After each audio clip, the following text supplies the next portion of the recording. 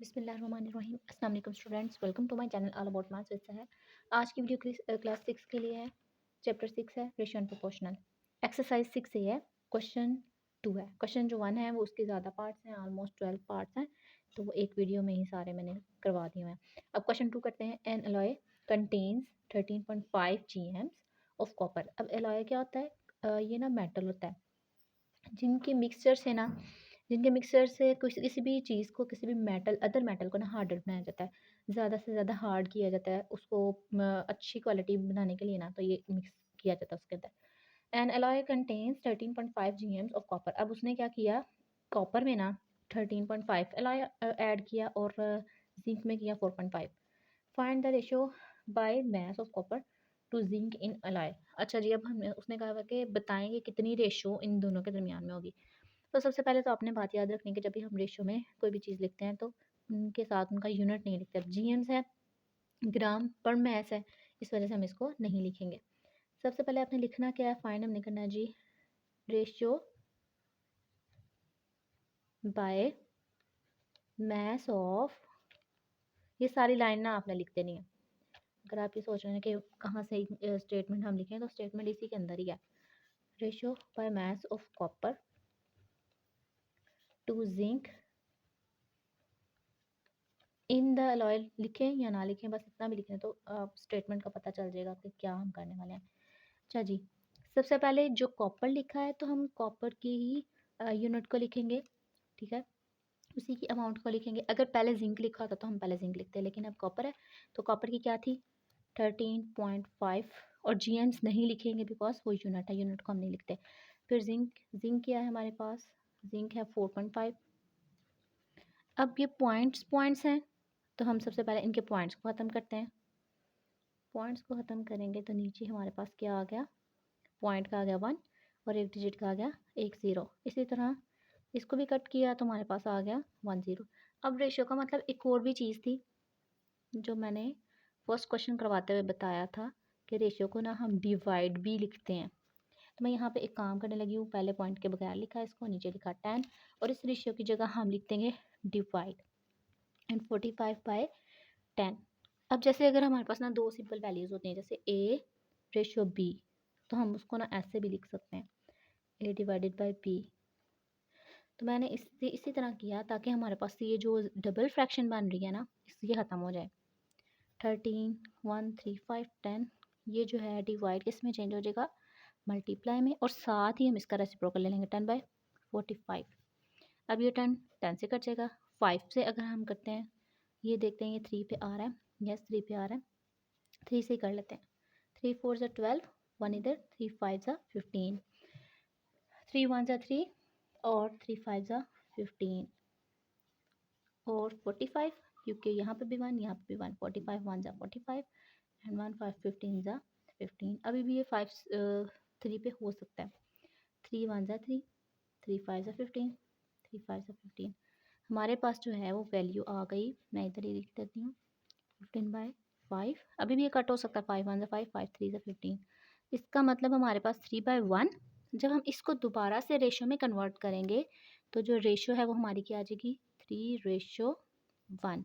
अब आपने हरगिज़ ये नहीं करना कि 1 पहले लिखते हैं कि वो छोटी है, नहीं, जो आपके पास ऊपर वैल्यू आनी है उसको पहले लिखना है, जो नीचे आनी है उसको बाद में लिखना है। तो इस तरह हमें पता चल गया। वैसे भी हमें पता था कि जो कॉपर की थी वो अमाउंट ज़्यादा थी और जिंक की कम, और इसी के अकॉर्डिंग कॉपर जो फर्स्ट है उसकी रेशो ज़्यादा आई जिंक से। क्वेश्चन 3 में क्या लिखा हुआ है, वही था। Purchased 8 text books each costing ₹12। Text book जो है वो परचेज कर रही है 12, हर टेक्स्ट बुक 12 रुपीज़ की है, और परचेज कितनी की है उसने 8, यानी कि 8 टेक्स्ट बुक्स उसकी हो गई, और हर एक की जो प्राइस है वो कितनी है 12।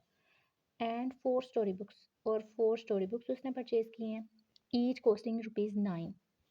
8 हो गई टेक्स्ट बुक एंड 4 हो गई स्टोरी बुक्स, लेकिन हर एक की प्राइस जो है वो सेपरेट सेपरेट लिखी हुई है। Find the ratio of the amounts she spend on the 2 types of books. क्योंकि 2 टाइप्स ऑफ बुक्स है, एक टेक्स्ट बुक है एक स्टोरी बुक है, तो अब हमने ना इनके दरमियान रेशियो फाइंड करनी है। लेकिन ये तो नंबर ऑफ बुक्स हैं, हमने अभी फाइंड करनी है टोटल जितनी 8 टेक्स्ट बुक के ऊपर उसने पैसे स्पेंड किए, वो हम अभी फाइंड करेंगे। तो आपने यहाँ पे लिखना है नंबर ऑफ टेक्स्ट बुक्स 8 है, और हर एक की प्राइस क्या लिखेंगे, हम यहाँ पे लिखेंगे क्योंकि ये एक ही है तो price of one text book को मैं टी और पी के साथ रिप्रेजेंट कर रही हूँ। कितनी है? ₹12। ठीक है, खुद से ही ये स्टेटमेंट लिखी है कि price of one text book जो है वो 12 होगी। अब हमने फाइंड करनी है प्राइस ऑफ 8 टेक्स्ट बुक्स। जब हमारे पास नंबर ऑफ एनीथिंग और प्राइस ऑफ वन थिंग आ जाए तो हम क्या करते हैं, उन दोनों को मल्टीप्लाई कर देते हैं ताकि हमारे पास जितनी हमारे पास चीज़ें हैं उनकी टोटल अमाउंट आ जाए। तो हम इसीलिए इन दोनों को क्या कर देंगे, मल्टीप्लाई। 8 मल्टीप्लाई बाय रुपीज़, ये हो गया नंबर ऑफ थिंग, ये हो गई प्राइस ऑफ वन थिंग। अब मल्टीप्लाई करेंगे, 12 को 8 से करेंगे, 2 8 ज़ा 16, 8 1 ज़ा 8 एंड 9, ये आ गया हमारे पास 96। अब हमने क्या करना है, सेकंड जो हमारे पास स्टोरी बुक्स है उनकी भी प्राइस फाइंड करेंगे। नंबर ऑफ स्टोरी बुक्स कितनी थी? 4। प्राइस ऑफ सेम वही प्रोसेस होगा लेकिन प्राइस चेंज होगी और numbers of story book change होगी।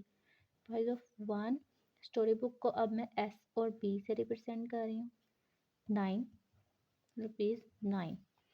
अब हमने क्या करना है, 4 बुक्स की प्राइस फाइंड करनी है। Number of price of 4 story books. अब हम क्या करेंगे, जो नंबर ऑफ बुक्स हैं उनको मल्टीप्लाई कर देंगे प्राइस ऑफ वन बुक्स। 4 को 9 से मल्टीप्लाई करेंगे तो हमारे पास क्या आएगा, 4 9 36 रुपीज़ 36। अब मेन जो हमारा काम क्या है, हमने फाइंड करनी है रेशियो। जो दो अमाउंट्स अभी भी हमारे पास आई है ना, दोनों बुक्स की, डिफरेंट बुक्स की, उनके दरमियान। तो आपने लिखना है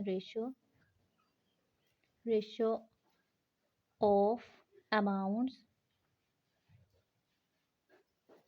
on books, on different books या ऑन बुक्स आएगा। ठीक है, वैसे तो हमें पता है कि उसने कोई यहाँ पे बाउंड नहीं किया कि आप कौन सी पहले लिखें कौन सी बाद में लिखें, लेकिन आपने क्या करना है, जो हमारे पास पहले आ रही है हम वही लिखेंगे।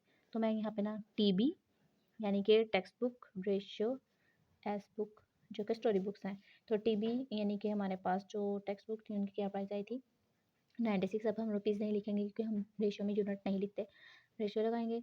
और हमारे पास जो स्टोरी बुक्स हैं वो क्या है, 36। अब आप इसको चाहें तो डायरेक्ट कट कर लें, नहीं तो सिंपल डिवाइड करके कट कर लें, क्योंकि रेशियो का मतलब क्या होता है, डिवाइड। हमने रेशियो की जगह डिवाइड लिखा, 96/36। अब हम इसको ना किससे, 2 से भी ये कट हो सकता है, 3 से भी कट हो सकता है, तो हम ना इसको 2 से ही डायरेक्ट कट कर लेते हैं। 2 1 ज़ा 2, 1 कैरी, 2 8 ज़ा 16, 2 4 ज़ा 8, 2 8 ज़ा 16। ये जो 48 और 18 है ये मैं नेक्स्ट पे लिख रही हूँ, अभी भी ये 2 से कट हो सकता है।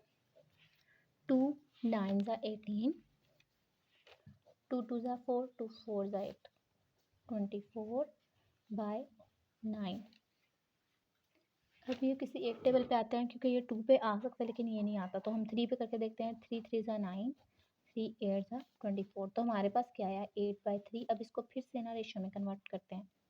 तो हमारे पास जो 2 बुक्स की रेशियो थी, एक थी टेक्स्ट बुक और एक थी हमारे पास स्टोरी बुक, तो इन दोनों की जो रेशियो है वो क्या, 8/3। क्वेश्चन नंबर 4 है, Mrs Bilal has a monthly income. Mister Bilal monthly income उनकी कितनी है, 7200 एंड एक्सपेंडिचर्स यानी कि जो भी उनकी नीड्स हैं, जो भी अखराजात हैं वो सारे के सारे एक्सपेंडिचर्स हैं, नीड्स भी हम कह सकते हैं।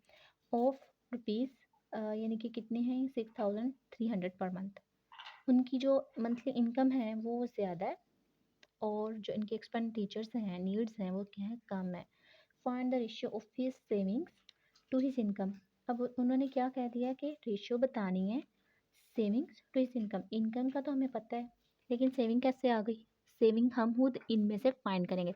सबसे पहले तो जो चीज़ें हम वो लिख लेते हैं, मंथली इनकम मंथली इनकम हमारी है, इनकम 7,200 और हम लिखेंगे एक्सपेंडिचर्स या नीड भी आप लिख सकते हैं, कुछ भी, क्योंकि इसके ज़्यादा स्पेलिंग इसको लिखना ज़रा मुश्किल होता है, तो आप नीड्स भी लिख सकते हैं। मैं यहाँ पे नीड्स भी लिख देती हूँ, ठीक है। कितना है जी हमारे पास 6,300 और find the ratio of his savings. अब हमने सेविंग फाइंड करनी है, क्योंकि सेविंग तो इजीली है, जैसे कि अगर कोई किसी की इनकम आती है उसमें से जो बाकी पैसे बच जाते हैं सारी चीज़ें देकर, ठीक है, तो उसको हम सेविंग ही कहते हैं। तो यहाँ पे सेविंग का जो फॉर्मूला होगा वो क्या होगा, इनकम माइनस नीड्स, ठीक है। सेविंग, इनकम हमारे पास ऊपर है ₹7,200 और हमारे पास जो है एक्सपेंडिचर वो कितने हैं 6,300। अब हम इनको माइनस कर देते हैं 7,200 में से 6,300 को, ये क्योंकि 2 छोटा है तो हम क्या करेंगे कैरी लेंगे, 12 में से 3 निकाला तो हमारे पास क्या आया 9 9 और 6 में से 6 निकालेंगे तो कुछ भी नहीं आता, इस वजह से इसको एज इट इज़ रहने देंगे। रुपीज़ हमारे पास आ गया 900, ये होगी सेविंग्स। इनकम भी है, एक्सपेंडिचर्स भी है, सेविंग। अब रेशियो किस में फाइंड करनी थी हमने, savings to his income, ratio of savings to income, ठीक है। तो सबसे पहले सेविंग लिखा हुआ है तो हम पहले सेविंग लिखेंगे, इनकम लिखा हुआ है तो इनकम लिखते हैं, लेकिन यहाँ पे सेविंग है तो पहले सेविंग लिखेंगे। तो मैं यहाँ पे इसको कर लेती हूँ, ठीक है। तो अब हमारे पास जो थी सेविंग वो थी रुपीज़, अब हम नहीं लिखेंगे क्योंकि हम यूनिट्स नहीं लिखते। सेविंग्स हमारी हो गई 900 और रेशियो इनकम हमारे पास कितना है जी, इनकम हमारे पास है 7,200।